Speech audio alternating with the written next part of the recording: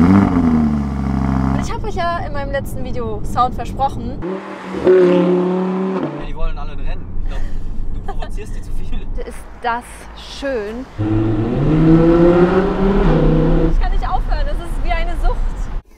Hallo Freunde, ich bin heute am Gardasee und wie ihr hinter mir sehen könnt, ist hier ein wundervoller Tag heute. Wir haben Sonne, wir haben einen wunderschönen Ausblick. Leider habe ich meine Pläne ein bisschen ändern müssen. Eigentlich war ja vorgesehen, dass ich heute bei der Formel E in Rom bin. Jetzt hatte ich aber gestern leider echt totale Kopfschmerzen. Den ganzen Tag habe ich oft bei Wetterumschwung und lag einfach nur flach. Das heißt, wir hatten jetzt keine Zeit mehr, pünktlich bei der Formel E anzukommen. Es wären von hier aus nämlich noch 6 Stunden Fahrt gewesen. Und deswegen musste ich ein bisschen umdisponieren. Ist aber nicht so schlimm, weil das Wetter ist halt wirklich optimal. Und wir dachten uns jetzt, wir fahren jetzt einfach mal mit dem Auto eine Runde um den Gardasee. Ist ja auch nicht schlecht. Ich zeige euch mal ganz kurz hier den Ausblick von unserem Hotel.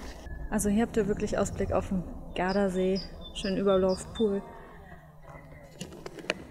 Ich würde fast behaupten, man kann sich da nicht beschweren, ne? Aber eine noch ganz wichtige Sache. Hier vorne steht mein neuer Audi R8 RWS. Auch schön fast direkt neben dem Zimmer. Und ist natürlich ein wunderschöner Anblick, gerade bei der Kulisse hier. Wie gesagt, wir versuchen jetzt mal uns ein bisschen zu bewegen und fahren jetzt mal eine Runde um den See rum. Ich gucke jetzt mal, wo der Klaus bleibt. Der ist auch gerade noch beschäftigt mit unserem letzten Video. Das ist die Route, die wir jetzt planen. Also wir sind jetzt hier direkt in Garda und versuchen jetzt an den nördlichsten Punkt vom Gardasee zu fahren. Gucken wir mal, ob wir da ein paar gute Spots finden zum Fotografieren und Filmen. Ja. Ja, steigen wir mal ein und los geht's.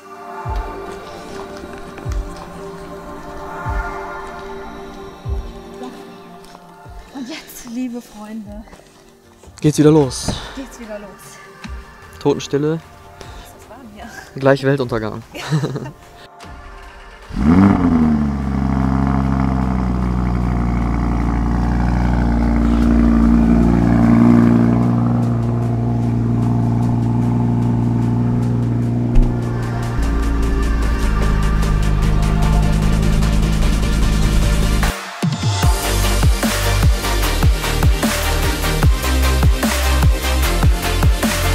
Also da ist echt noch jede Menge Platz, ne?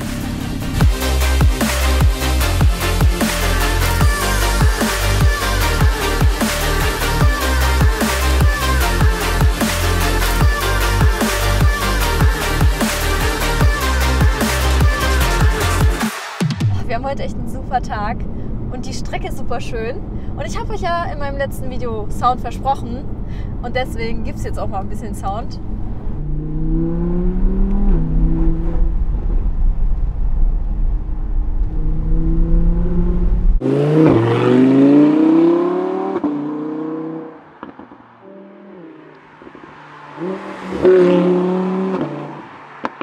Das macht Spaß mit dem Auto, ehrlich.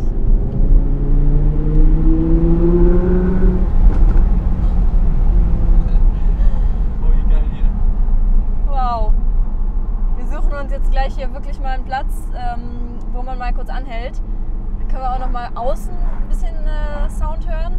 Vielleicht sollte ich auch noch kurz ein bisschen was dazu erzählen, wenn ihr es noch nicht wisst. Das RWS steht für Rear Wheel Series, das heißt, das ist der erste R8 mit Heckantrieb. Den habe ich bewusst gewählt. Zum ersten, weil ich einen Hecktriebler gewöhnt bin durch den Porsche GT3. Zum zweiten, weil der einfach unglaublich Spaß macht. Und zum dritten, es gibt keinen günstigeren R8. Ist wirklich wahr. Im Grundpreis fängt dieser Wagen hier bei 140.000 an. Und der nächste R8, also mit dem Allradantrieb, fängt erst irgendwo bei, ich glaube, 160.000, 165.000 an, wenn ich mich nicht täusche. Und man hat also wirklich viel Auto und viel Spaß. Der Wagen ist auch 50 Kilogramm leichter als das normale Coupé. 540 PS. V10 Sauger. Schön laut. Echt schön laut. Aber ich glaube, der Grundpreis ist auch deshalb so niedrig, weil die meisten Kunden einfach ein Quattro wollen. Ja. Das liegt einfach an der Nachfrage. Ich glaube, würde jeder einen Heckantrieb wollen, wäre der hier teurer. Ich glaube, das ist auch tatsächlich der Grund, auch wenn es jetzt blöd klingt, ist aber wahr, warum ich ein auf 999 Stück limitiertes Auto überhaupt bekommen habe. Das ist mein allererster Audi und es ist ja sonst nicht so einfach, limitierte Autos zu bekommen. Aber ich glaube wirklich tatsächlich, die Leute wollen einen Quattro. Ich glaube, der ist einfach gar nicht so gut weggegangen, wie Audi vielleicht gehofft hat. Ist nur reine Spekulation. Aber ich freue mich natürlich, ne, dass ich einen bekommen habe. Ist für mich nur vom Vorteil. Völlig egal, wie viele Autos es davon gibt. Das Auto macht uns Spaß. Das ist richtig geil mit dem Heckantrieb. Das ist super geil. Und es ist mir egal, wie viele davon gebaut werden. Wir machen ja auch noch ein paar Drift-Trainings und so ein bisschen Drift-Action mit dem Wagen. Da steht jetzt auch bald ein bisschen was an. Und das kann man super gut mit dem. Dafür ist er geschaffen.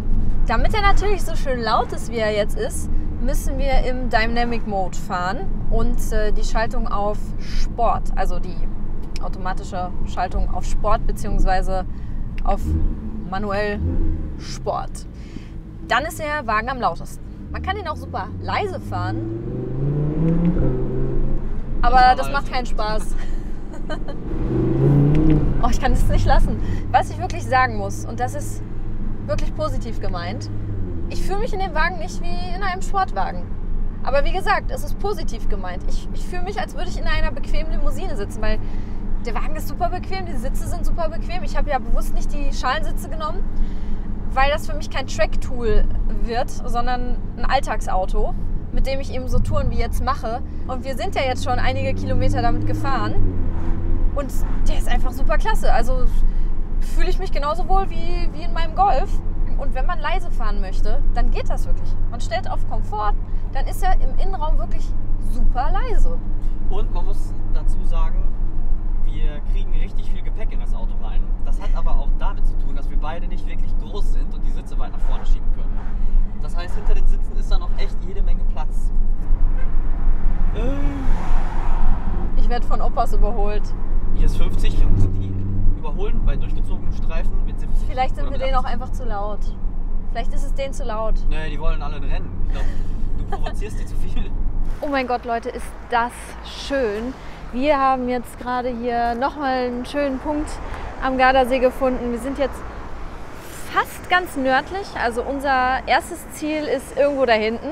Und dann geht es für uns weiter schon Richtung Brescia. Da ist nämlich unser nächstes Hotel. Denn morgen ist ja das Cast & Coffee Event, was ihr dann in dem nächsten Video sehen werdet. Und ja, es lohnt sich, einmal hier um den Gardasee zu fahren, vor allen Dingen bei dem Wetter. Es ist ein absoluter Traum. Und vor allen Dingen natürlich eine wieder super Kulisse, um ein paar schöne Aufnahmen vom Auto zu machen.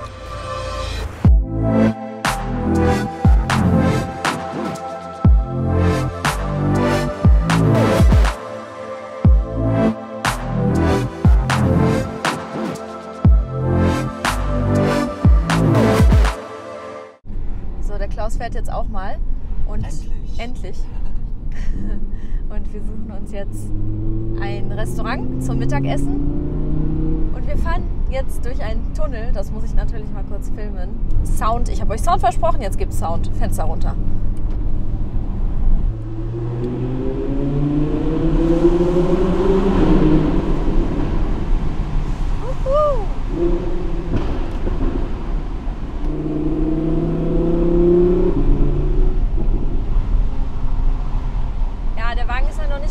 Eingefahren. Uns wurde gesagt, so bis ungefähr 6000 kann er drehen, bis 2500 Kilometer soll er eingefahren werden und genau, solange nicht über 6000 drehen. Aber er ist trotzdem laut genug. Ich habe jetzt auch nur bis 4000 gedreht und auch kein Vollgas. Aber der Ausblick ist ja natürlich super schön hier.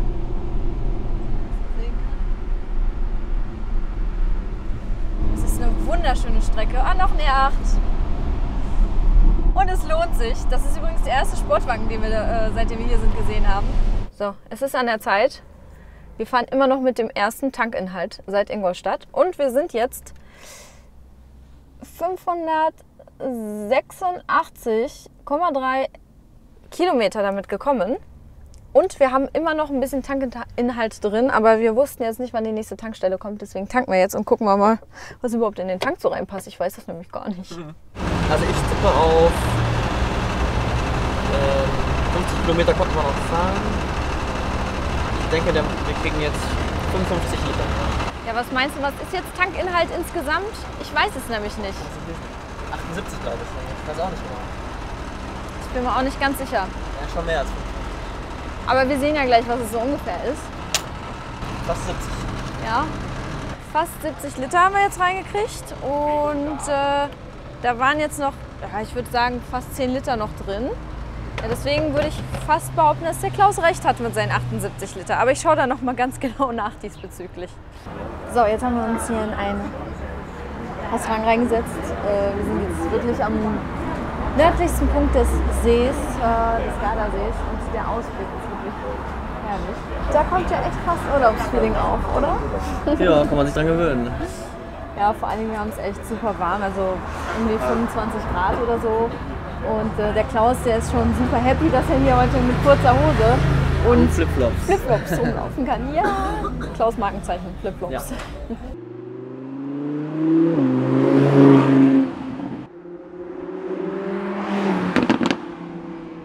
Tunnel. Oh, ich liebe diese Strecke allein wegen der Tunnel. Los geht's.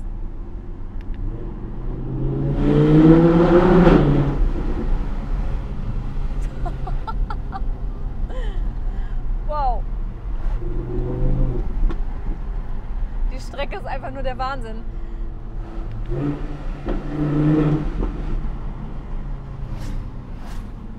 Wir fahren jetzt gerade von ganz nördlich vom See an der linken Seite in den Westen. Und also die Strecke ist nochmal viel, viel besser als die Hinfahrt. Auf der Ostseite ist es zwar auch schön, aber jetzt kommt nochmal ein Tunnel.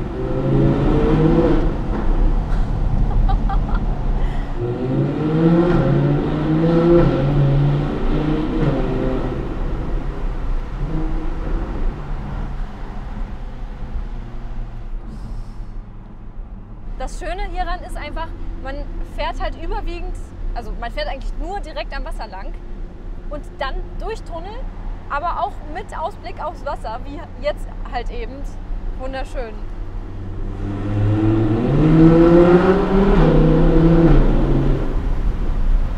Ich kann nicht aufhören, es ist wie eine Sucht. So, wir waschen jetzt noch unser Auto. Stehen hier mitten in der Pampa, hier ist nichts los, ist aber auch schön. Und dann geht es weiter zu unserem Hotel und morgen geht es weiter zum Castle Coffee nach Brescia und das seht ihr in meinem nächsten Video. Also unbedingt einschalten, nicht verpassen und wenn ihr es noch nicht getan habt, vergesst natürlich nicht meinen Kanal zu abonnieren. Geht auf meinen Instagram-Channel Sophia Kaleit und abonniert den auch, wenn ihr es noch nicht getan habt und wir sehen uns beim nächsten Mal. Ciao, ciao.